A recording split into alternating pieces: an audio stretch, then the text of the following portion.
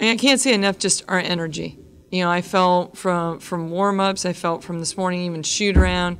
Our players had a ton of energy. I think a lot of that just had to deal with, you know, having a week and a half off, that we didn't have a game, and practicing and things like that, of being able to play against somebody else. And, you know, also, you know, we're in that part of the season where it's, you know, it's conference time.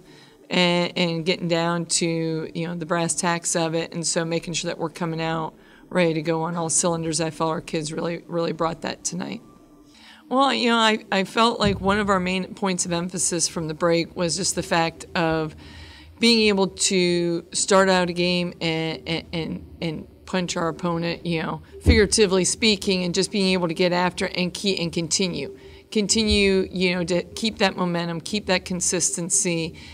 Try to build a lead, and I feel like our players really took that to heart tonight. You know, at times, you know, things kind of went back and forth a little bit, but they continue just to keep stretching that out each and every time.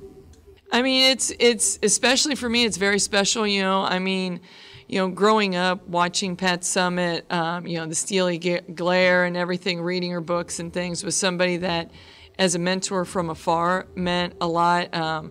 You know, it's really something, you know, talking to our players, it's very important to us to continue to speak about her. You know, I asked them, you know, did anyone ever see? And, you know, no one has, which a lot of people would say, well, then maybe you're old. And I'm like, no, I go, that just really saddens me that they got to miss out on an opportunity to see somebody as legendary as Pat Summitt. But also, you know, it's also helping them to understand of coming together for a cause that affects so many people, because we all have people anymore that Alzheimer's affects, whether it's grandparents, parents. You know, I have former players where parents are afflicted, and so it's just coming together because every little bit counts, and we just want to be able to share in that and help others.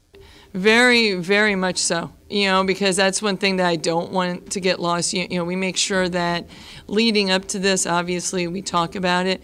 We also show film, we show videos and things like that. And, you know, for us, we have a personal connection with my assistant coach, Reed Walling. You know, grew up Knoxville, friends of the Summits and things like that. And so it's especially close to home for our program and things. But continue because of how much she put to the forefront women's athletics, promoting the game and all those things. So we definitely want to make sure that our players understand how fortunate they are because of the work of others. Well, you know, I think, you know, hopefully they do. We try to, as much as we can, talk about things, you know, with as much as what Dawn Staley's doing now with the game, talking about Carolyn Peck, talking about Lynn Dunn. The strides that I've been making them understand, you know, even from like when I played to what they get.